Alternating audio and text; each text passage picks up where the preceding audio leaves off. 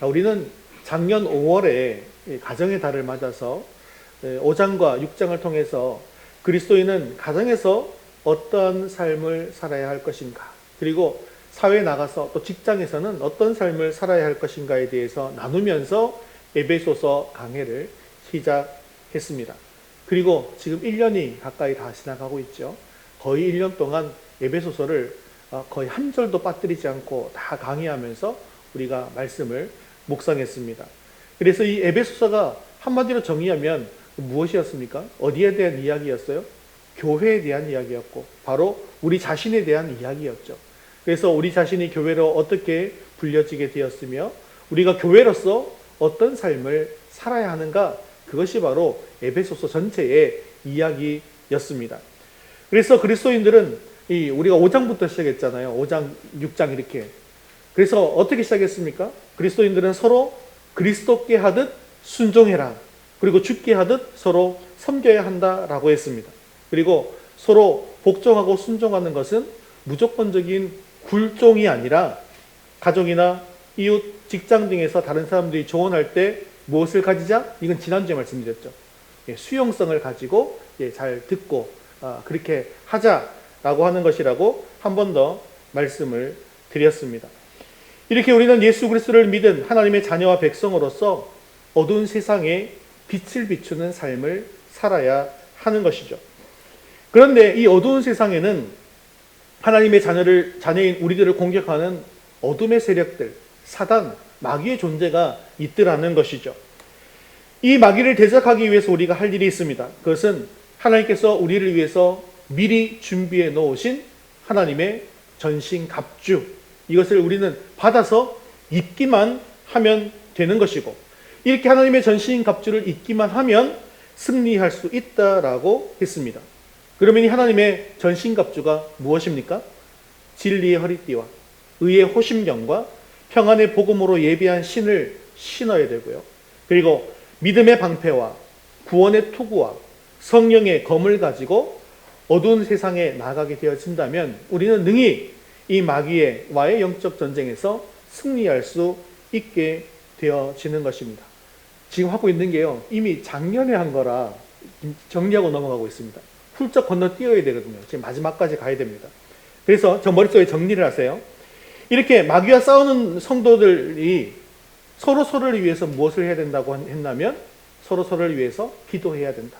내 스스로도 기도해야 되지만 공동체를 위해서도 기도하셔야 되고, 그렇게 할 때에 더욱 우리가 견고하게 서게 되며 승리하게 되어진다라고 하면서 에베소서의 결론을 작년에 이미 한번 맺은 적이 있습니다. 그리고 그 이후에 다시 에베소서 1장부터 시작해서 지금까지 오게 된 것이죠. 그리고 이제 에베소서의 마지막에 오게 된 것입니다. 오늘 말씀을 통해서 이 에베소서를 통해 우리에게 말씀하고자 하는 그 주님의 놀라우신 사랑을 마음껏 맛볼 수 있게 되어지기를 바랍니다. 그리고 바울의 당부를 가슴에 새김으로 말미암아 이 어두운 세상에 우리를 교회로 세우신 주님의 뜻을 이루어가는 저와 여러분 되시기를 주님의 이름으로 축원합니다. 자, 오늘 말씀은 에베소에 보내는 편지를 끝맺는 부분입니다. 크게 두 부분으로 나누어 볼 수가 있는데요. 21절과 22절은 이 편지 전달자인 두기고의 파송, 그리고 파송 목적에 대해서 기록하고 있고요. 23절과 24절은 이 서신의 수신자들을 위해서 평안과 사랑과 은혜를 비는, 축복하고 있는 이 바울의 모습을 보여주고 있습니다. 우리 첫 번째부터 먼저 살펴보겠습니다. 첫 번째 함께 읽겠습니다. 이 땅에 우리를 보내신 목적, 21절 말씀 같이 읽겠습니다. 나의 사정 곧 내가 무엇을 하는지 너희에게도 알리려 하노니 사랑을 받은 형제여 주 안에서 진실한 일꾼인 두기고가 모든 일을 너희에게 알리리라. 아멘. 자, 오늘 본문은 바울이 두기고를 에베소 교회에 보낸 이유에 대해서 설명하고 있는데요. 먼저는 바울이 자기의 사정이 어떠한지를 알리기 위해서 에베소 교회에 보낸 것입니다. 제가 처음 이제 신학교를 가게 되었을 때 목회 목사님을 찾아갔어요. 목사님, 제가 신학을 하고 싶습니다. 그래서 이제 목사님 신학하게 되는데 추천서를 써주세요 하고 이제 갔거든요. 갔더니 이제 목사님이 처음 이 조언을 하시는 말씀이 있었어요.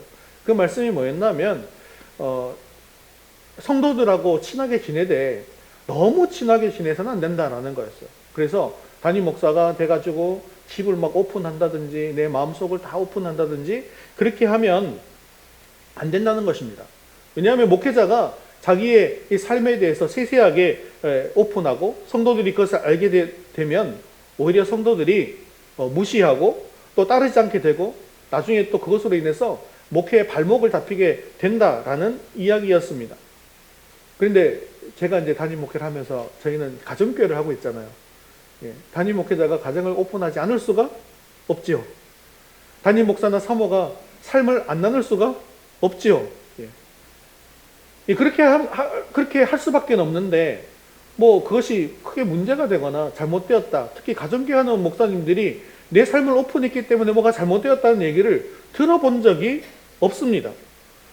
그것이 문제가 되기보다는 오히려 목회자의 사정을 성도들이 좀 잘 알게 되어지고, 그러다 보니 목회자나 사모의 기도 제목들을 여러분들에게, 또 우리 자녀들의 기도 제목들을 여러분들에게 오픈하게 되어지니까 오히려 목회자를 위해서, 목회자 가정을 위해서 더 구체적으로 기도할 수 있게 되어지고, 그래서 더욱더 좋은 게 아닌가 이렇게 생각이 되어집니다. 그런데 오늘 본문에도 보면 바울이 자신의 사정에 대해서 알리려고 두기고를 보낸 것이고, 또 자신이 무엇을 하고 있는지에 대해서 성도들에게 알리기를 원했더라는 것이죠. 그래서 성도들이 이 목회자에 대해서 알아야 될 것은 두 가지로 나누어 볼 수가 있습니다. 그것은 바로 목회자의 생활 형편과 목회자의 사역에 대해서 성도들이 알고 계셔야 한다는 것입니다. 바울이 편지에 쓴 것처럼 나의 사정이 어떤지 성도들이 알아야 한다는 것이죠.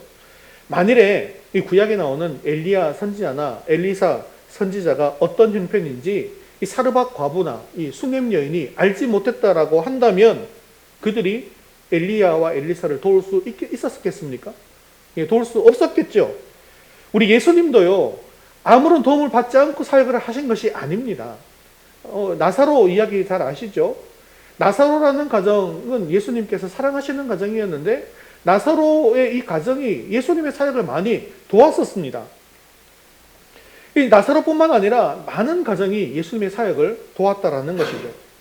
그러므로 성도들은 목회자의 건강이 어떤지, 목회자의 재정 상태가 어떤지, 가족들에게 무엇이 필요한지 늘 관심을 가지고 기도하면서 도울 수 있는 한 도와야 한다라는 것입니다. 또 성도들은 목회자가 지금 하고 있는 사역이 무엇인가에 대해서 관심을 가져야 한다는 것이죠. 곧 내가 무엇을 하는지 이 성도들이 알아야 한다는 것입니다. 지금 바울은 로마 감옥에 갇혀 있는 상황입니다. 바울이 감옥에 갇힌 상태에서도 자기의 지금 사명을 잘 감당할 수 있는 그런 조건이 되는지, 또 지금 감옥 속에서도 어떻게 사명을 감당하고 있는지 이 교인들이 알아야 했다는 것이죠. 어떤 지도자도, 어떤 뛰어난 지도자를 할지라도 자기 혼자서 훌륭한 지도자로 설 수는 없는 법입니다. 여호수아가 굉장히 훌륭한 지도자임에 분명하죠. 그런데 여호수아에게는 갈렙이 있었습니다. 다윗 왕에게는 요나단이 있었습니다. 바울에게는요, 바나바가 있었죠. 물론 하나님께서는 하나님 홀로 충분하게 공급하셔서 하나님의 일을 충분히 하실 수가 있기도 합니다. 엘리야에게 아무도 지원할 수 없을 때 하나님께서는 누구를 보냅니까? 우리가 흔히 얘기하잖아요. 목회자 어려울 때 뭘 보내준다고요? 까마귀를 보내서 먹을 것을 공급해 주시기도 했죠. 그러나 하나님께서는 까마귀가 아니라 함께 하나님의 부름을 받은 형제, 자매가 서로 동력함을 통해서 하나님의 일을 아름답게 이루어가기를 원하신다는 사실을 여러분 기억하시기를 바랍니다. 사랑하는 성도 여러분, 우리 교회는 목회자가 자신의 삶을 투명하게 공개해도 허물이 되지 않고 정말 아끼고 사랑하고 존경하는 아름다운 관계가 될 수 있기를 바랍니다. 하나님의 맡기신 사명을 제대로 잘 감당하기 위해서는 절대 목회자 혼자 이것을 감당하는 것은 불가능한 것입니다. 교회 구성원 모두가 함께 이 사명을 감당하고 함께 이 주님의 길을 걸어가게 되어질 때 하나님의 일을 능히 이루어갈 수가 있는 것이죠. 우리 교회가 이런 아름다운 교제를 나누고 함께 동력하는 교회가 되기를 주님의 이름으로 축원합니다. 자, 당시 바울은 갇힌 몸이었잖아요. 우리가 알다시피. 그러다 보니까 이 바울의 형편에 대해서 자세히 알릴 수 있는 그런 협력자가 필요했습니다. 그래서 이 협력자가 누구였냐면 바로 두기고라는 사람이었다는 것이죠. 자, 22절 말씀 같이 읽겠습니다. 우리 사정을 알리고 또 너희 마음을 위로하기 위하여 내가 특별히 그를 너희에게 보내었노라. 자, 두기고에게 맡겨진 첫 번째 임무는 바울이 쓴 편지를 수신자들에게 전달하는 것이었습니다. 이 두기고라는 사람에 대해서 여러분 잘 아십니까? 잘은 모르시죠? 예. 그런데 이 신약 성경에서는 자주 등장하는 사람입니다.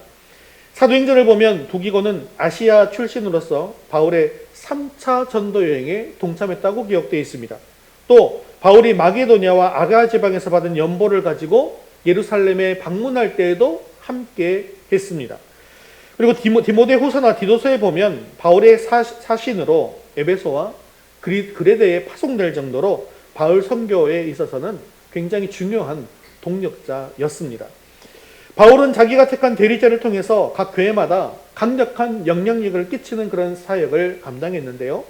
바울이 두기고를 에베소 교회에 보낸 이유는 자신의 사정을 알리는 것뿐만 아니라 에베소 교회 성도들을 위로하기 위함이었다는 것이죠. 자, 위로한다라는 말은 단순히 상한 심령을 위로한다는 뜻만 가지고 있는 것이 아닙니다. 이 위로자가 보혜사잖아요. 보혜사는 누굽니까? 성령이잖아요. 성령이 우리의 위로자이긴 하지만 위로만 하는 것은 아니죠. 즉 곁에서 힘을 북돋아주기 위해서 훈계하고 또 요청하기도 하고 위로하기도 하고 격려하기도 하는 그런 것을 의미하는 것입니다. 그래서 두기고의 임무는 단순히 편지만 들고 가서 편지만 배달하는 우편 배달부의 역할만 한 것이 아니라 보내진 곳에 있는 그 교회에 메시지를 증거하는 사명도 함께 감당했다는 것이죠. 그래서 그가 파송된 목적은 이 바울을 서신의 이 목적이 효과적으로 성취될 수 있도록 하는 것이었습니다. 그래서 그는 교회에 전하는 메시지를 통해서 그들의 믿음을 증진시키고 그리고 격려하고 위로하고 그리고 그들의 믿음을 강하게 하는 그런 사역을 감당했다라는 것이죠. 이렇게 생각하시면 좋을 것 같아요. 우리가 선교지에서 위리에서 기도하고 물질도 후원하고 이렇게 하지만 선교 편지도 받고 하지만 선교지에서 이 선교사님들이 한 번씩 오셔서 선교 보고를 할 때 그 선교 보고의 이야기를 들으면서 또 말씀을 들으면서 실제로 그 말씀이 선교지에서 일어나는 상황들을 보면서 우리 가슴이 더욱더 뜨거워지고 위로를 받지 않습니까? 그것처럼 똑같은 일들을 이 두기고가 했다라는 것이죠. 21절에 보면 바울은 두기고를 소개할 때 사랑을 받은 형제이며 주 안에서 진실한 일꾼이다라고 소개하고 있습니다. 사랑을 받은 형제라는 말은 두기고가 하나님 나라에서 사랑받는 귀한 형제라는 것을 잘 보여주는 단어이죠. 즉 두기고가 하나님의 은혜와 축복을 받아서 진정으로 거듭난 하나님의 백성임을 입증하고 있는 것입니다. 자, 우리 이 시점에서 다시 에베소서 1장 1절로 돌아가서 이 편지가 누구에게 쓰여진 것인가를 살펴볼 필요가 있습니다. 우리 1장 1절을 같이 한번 읽겠습니다. 에베소에 있는 성도들과 그리스도 예수 안에 있는 신실한 자들에게 편지하노니. 자, 마지막 6장 21절도 읽어볼까요? 사랑을 받은 형제여 주 안에서 진실한 일꾼인 두기고가 모든 일을 너희에게 알리리라. 자, 에베소 서도에 그는 에베소에 있는 성도들과 그리스도 예수 안에 있는 신실한 자들에게 편지한다고 했습니다. 그리고 마지막 부분에는요, 놔두세요. 사랑을 받은 형제요 주 안에서 신실한 일꾼인 두기고를 추천하고 있는 것이죠. 자, 그래서 에베소의 처음과 마지막을 통해서 우리가 좀 살펴볼 수 있는 것은 참된 성도가 누구인가, 그리고 주 안에서 신실한 일꾼의 삶이 무엇인지를 보여주고 있더라는 것입니다. 에베소서는 전체적으로 두 부분으로 나눌 수가 있습니다. 6장까지 있지만 1장에서 3장까지, 그리고 4장에서 6장까지 나눌 수가 있는데, 처음 3장은 허물로 죽은 죄인을 은혜로 살리시고 구원하셔서 교회의 중요한 구성원이 되게 하시는 하나님의 계획이 무엇인가에 대해서 말씀했습니다. 그리고 4장에서 6장까지는 실천적인 부분이에요. 교회의 구성원으로서 부르신 부름에 합당하게 살아가는 삶이 무엇인가에 대해서 보여주는 것입니다. 자, 두기고에 대해서 사랑받는 형제이며 주 안에서 신실한 일꾼이라고 소개한 것은 에베소서의 이러한 맥락에서도 이해할 수가 있더라는 것이죠. 이것을 다른 말로 하면 처음 3장은 누가 사랑받는 형제인가 라는 것을 보여주는 말씀이고, 다음 4장에서 6장까지는 누가 주 안에서 신실한 일꾼인가를 보여주는 말씀이다 라는 것이죠. 두기고는 하나님의 은혜로 구원받아서 교회의 중요한 구성원이 된 사랑받은 형제가 분명했습니다. 또한 그에게는 부르심에 합당한 삶을 살기 위해 하나님의 전신갑주를 입고 기도하며 하나님의 기대를 만족시키는 삶의 열매가 분명했다라는 것이죠. 그러니까 에베소서 전반부에서 말씀하신 은혜와 축복이 그에게 분명했다는 거예요. 그리고 에베소서 후반부에서 말씀하신 부르심에 합당한 삶의 열매가 분명했다는 것입니다. 바울이 두기고를 사랑받은 형제여 또한 주 안에서 신실한 일꾼이라고 자신 있게 추천할 수 있었던 것은 바로 그의 삶이 에베소서에 기록한 하나님의 축복과 하나님의 축복을 받은 자의 삶의 변화가 그에게 분명하게 나타났기 때문이라는 것이죠.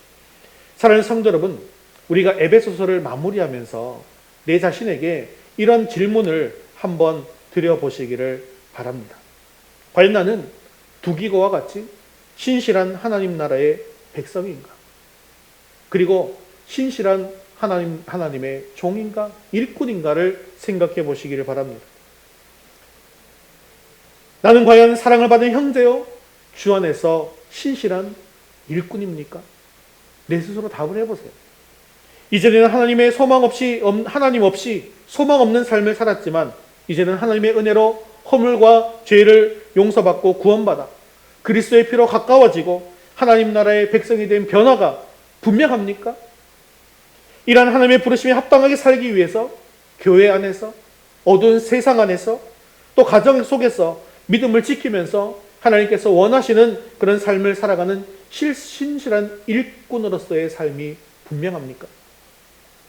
그리고 이런 삶을 지속하기 위해서 영적 싸움의 현장에서 하나님의 전신갑주로 무장하고 끊임없이 기도하고 있습니까? 사랑하는 성도 여러분, 우리는 하나님의 은혜로 구원받아서 교회의 중요한 구성원이 되었습니다.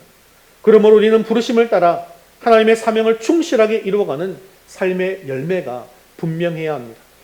오늘 말씀을 통해서 하나님께서 우리를 교회에 보내신 목적이 무엇인가에 대해서 분명하게 기억하시기를 바랍니다. 하나님을 대적하는 이 세상에서 두기고와 같이 하나님께서 원하시는 구별된 삶을 살게 되어짐으로 말미암아 우리도 세상에 보내어진 편지가 되어서 또한 세상에 복음을 전하는 메신저가 되어서 복음의 사명을 잘 감당하는 저와 여러분 되시기를 주님의 이름으로 축원합니다. 두 번째 같이 읽겠습니다. 우리에게 주시는 축복 23절 24절 말씀 같이 읽겠습니다. 아버지 하나님과 주 예수 그리스도께로부터 평안과 믿음을 겸한 사랑이 형제들에게 있을지어다. 우리 주 예수 그리스도를 변함없이 사랑하는 모든 자에게 은혜가 있을지어다. 아멘. 바울은 편지를 마치면서 이제 성도들에게 축복을 하고 있습니다. 그런데 에베소서에 나오는 축복에는 특징이 있습니다. 이 특징이 뭐냐면 축복을 받는 자에게 조건이 있더라는 것입니다. 평안과 사랑의 축복은 형제들에게 있도록, 또 은혜의 축복은 주 예수 그리스도를 변함없이 사랑하는 모든 자들에게 있기를 기원하고 있더라는 것이죠. 이것도 에베소서의 전체 맥락에서 이해해 볼 수가 있습니다. 앞에 3장까지의 축복을 받아서 변화를 경험한 하나님의 백성들, 그들이 바로 교회 구성원인 형제들이죠.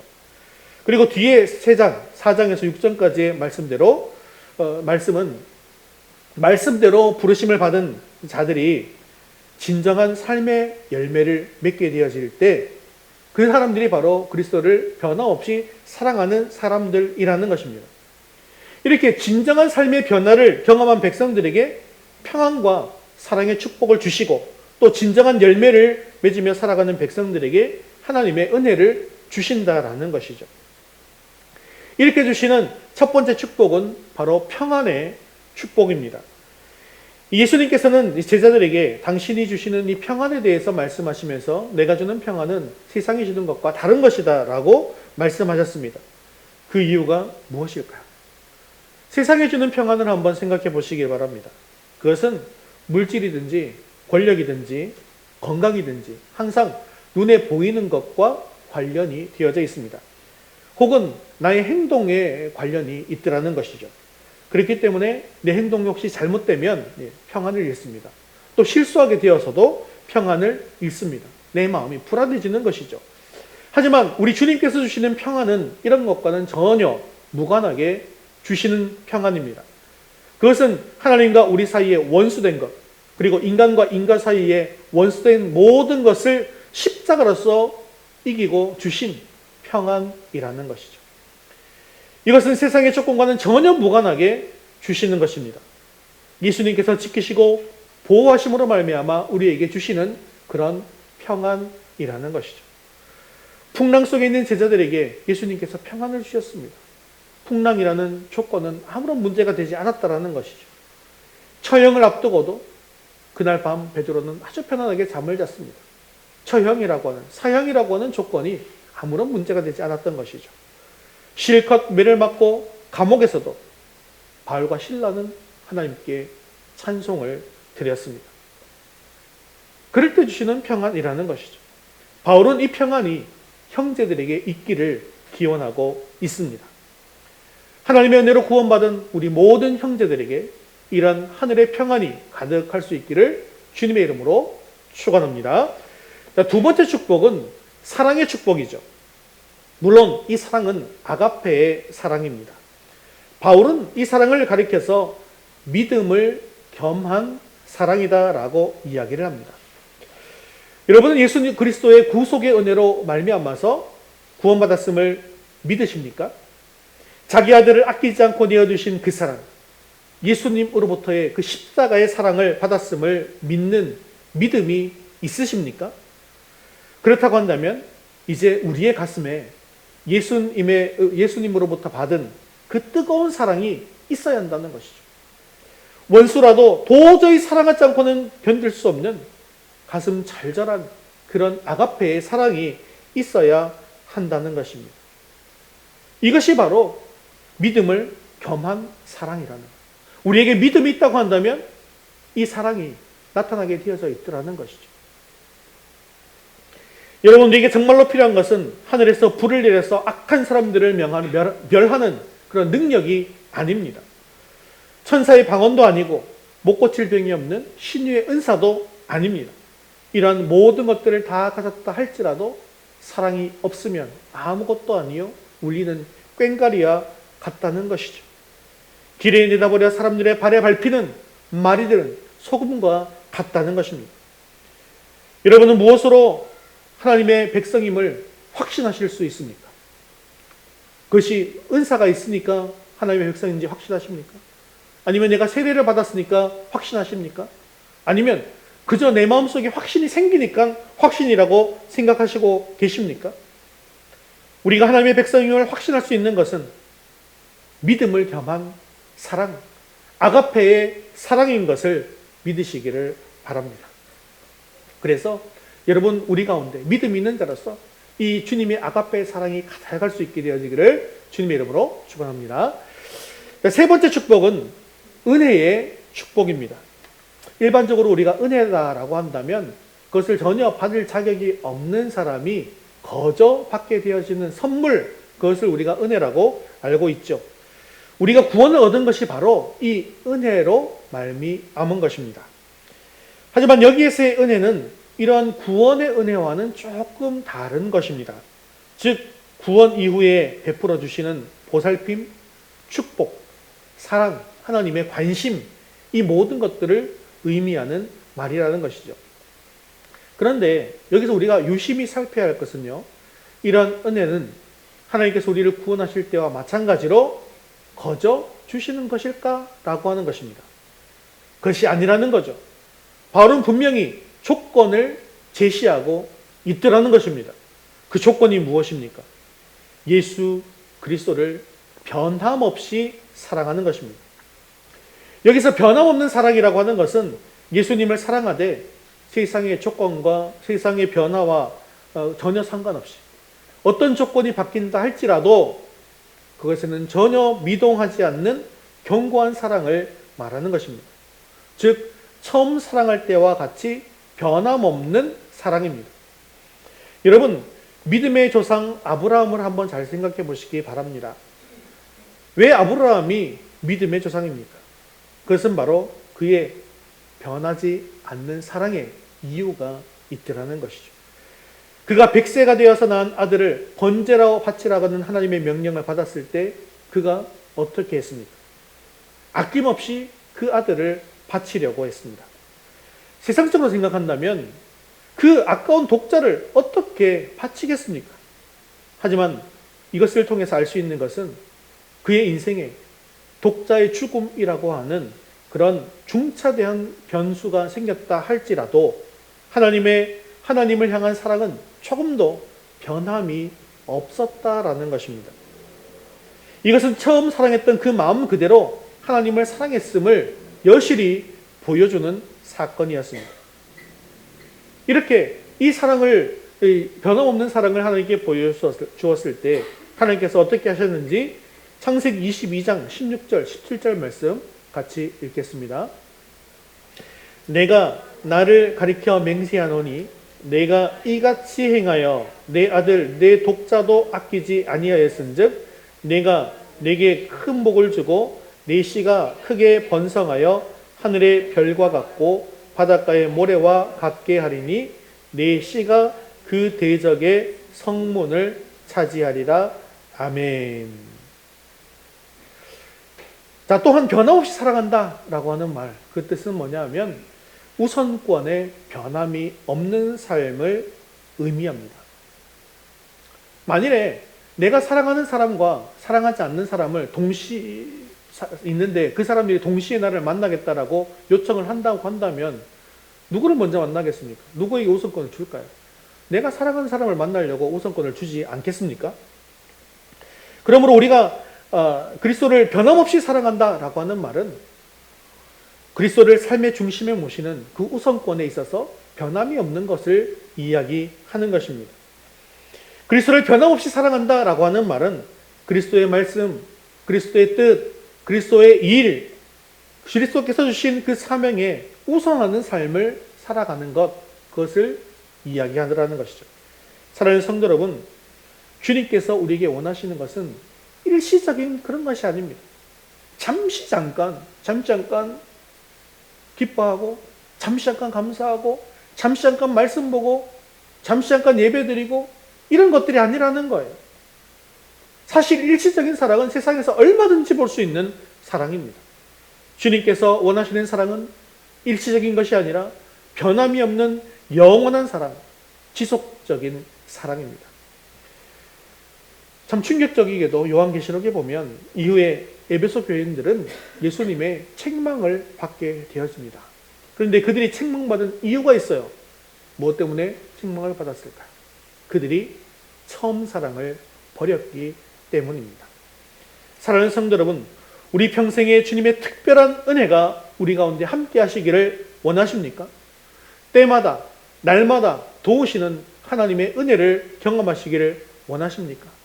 그렇다고 한다면 예수님을 사랑하시되 변함없이 사랑하시기를 바랍니다.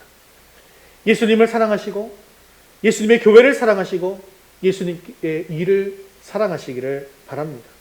사랑하시되 일시적이 아니라 영원토록 변함없는 인생의 어떠한 변수와 어떤 조건 속에서도 조금도 미동하지 않는 그런 사랑을 함으로 말미암아 주님의 놀라우신 은혜의 축복이 우리 가운데 가득하기를 주님의 이름으로 축원합니다.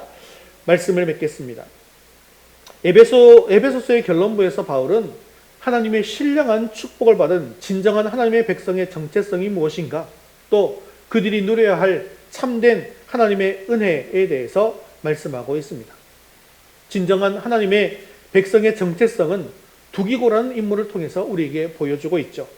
사랑받은 형제여, 주 안에서 신실한 일꾼이 되어질 때에 우리는 에베소서에서 말씀하시는 대로 참다운 하나님의 백성으로서의 삶을 잘 살아가고 있는 것입니다. 사랑하는 성도 여러분, 우리는 하나님의 은혜로 교회의 중요한 구성원인 형제가 되었습니다. 또한 우리는 교회의 구성원으로서 교회와 세상과 가정 속에서 부르심에 합당한 삶을 살아가야 할 사명을 가진 신실한 하나님의 일꾼이 되었습니다. 이러한 일꾼들에게 주시는 평안과 믿음을 겸한 사랑의 축복을 누릴 수 있게 되어지기를 바랍니다. 또한 주님 오시는 그날까지 변함없이 주님을 사랑하심으로 말미암아서 날마다 때마다 주시는 하나님의 크신 은혜를 경험하는 저와 여러분 되시기를 주님의 이름으로 축원합니다.